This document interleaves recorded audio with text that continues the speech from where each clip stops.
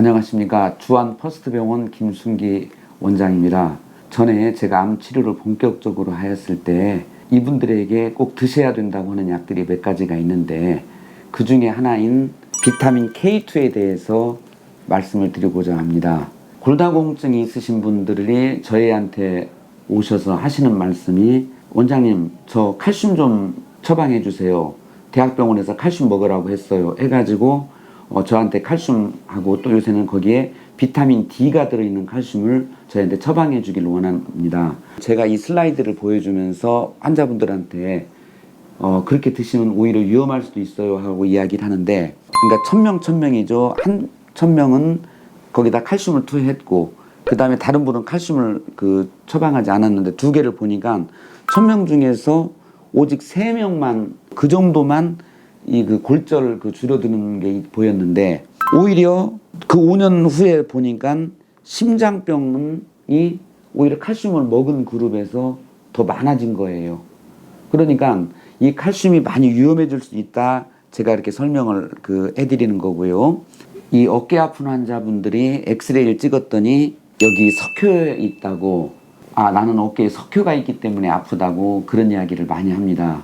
근데 사실은 이 석회라고 하는 것은 막 없애야 될 게 아니라 나한테 어깨에 문제가 컸었는데 이 석회가 어느 정도 해결을 해줘 버린 겁니다. 이게 무슨 말인가 하면 여기에 많은 근육들과 인대가 있고 힘줄이 있는데 거기에 마찰이 생기게 되면 거기에 진물이 생기게 됩니다. 그럼 진물이 생기게 되면 우리 몸에서는 그걸 말리려고 하는 역할을 하는데 그게 바로 칼슘입니다. 그러니까 되게 고마운 존재라고 저는 이야기를 하고, 이건 너무 크거나 그러면 이걸 좀 제거를 해줘야 되지만 이것만 없앤다고 해서 어깨가 좋아지지는 않습니다. 원인 제거가 안 된 거죠. 그 다음에 많은 분들이 골다공증이라면 칼슘을 많이 먹어야 된다고 생각을 해요. 이건 그냥 엑스레이인데 보시면 여기 이렇게 쭉 이런 게 보이시죠? 이게 혈관입니다. 원래는 이렇게 혈관이 보이지 않아야 되는데 혈관에 여기에 칼슘이 이렇게 침착이 되어 있는 겁니다.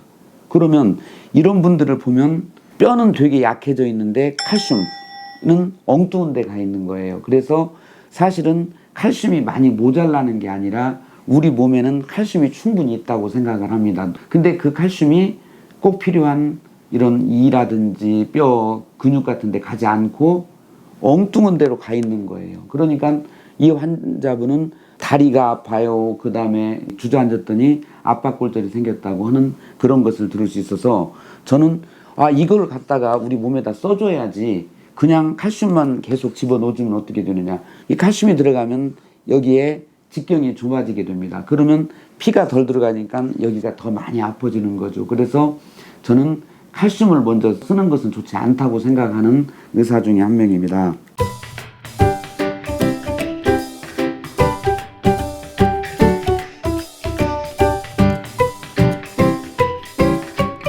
여기도 한번 보시면 이분은 이게 무릎인데 전치환수를 하신 거예요.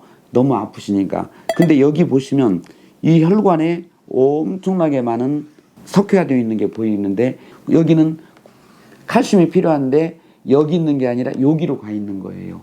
그러니까 저는 이 환자분들에게 가능하다면 칼슘 비타민 D를 먼저 드시지 말라고 이야기를 합니다. 그보다 더 좋은 약이 있는데 왜 그걸 선택하는 거는 거죠. 여기서 보면 그게 비타민 K2가 이런 역할을 해주는 겁니다.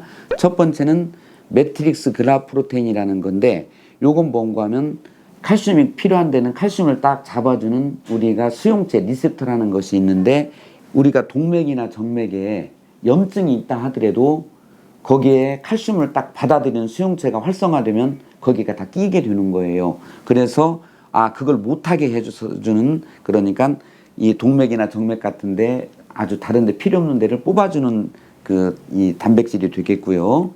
또 하나는 오스테오칼신이라는 이 단백질인데 이것은 우리 몸에 이 흡수된 이 칼슘이 여기는 너는 뼈로 가야 돼 이렇게 해서 이렇게 뼈로 가게끔 딱 인도해주는 성분이 오스테오칼신인데, 비타민 K2의 두 성분이 우리 몸을 건강하게 해주는 그런 역할을 하는 거죠. 그래서 동물 실험을 해봤는데 K2 함유량이 높은 식사를 6주 동안 했더니 동맥 칼슘이 거의 한 3분의 1로 줄어들더라. 되게 좋은 약인 거죠. 그러면 우리가 이제 비타민 K2를 먹는 방법이 두 가지가 있겠죠. 하나는 비타민 K2가 들어있는 약물을 사 드시면 됩니다. 해외에 직구하셔도 좋고 그 약국에 문의해서 비치돼 있으면 그걸 사시면 되는데, 또 하나는 우리가 먹는 음식 중에 뭐가 많을까? 다행히 우리가 그 낫또라고 하지만 사실은 우리 청국장입니다. 여기서 보시면 타의 추종을 불허하게 비타민 K2가 많은 음식입니다. 그 다음에 암 환자는 단백질을 많이 보충을 해줘야 되는데 식물성 단백질이 좋지 않습니까?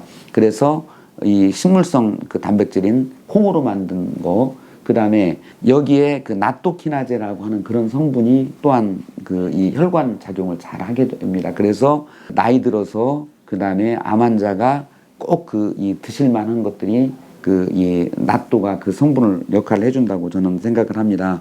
저는 모든 사람이 비타민 K2를 먹게 되면 다리 아픈 거, 그 일반 골다공증 많이 없어질 거라고 생각을 합니다. 그래서 시간이 되면 그 비타민 K2를 쓰고 난 다음에 우리 이 덱사라고 하는 이 골다공증 진단기계를 사용해서 얼만큼 좋아지는가 해서 그거에 대한 논문을 한번 내는 게 제 바람입니다.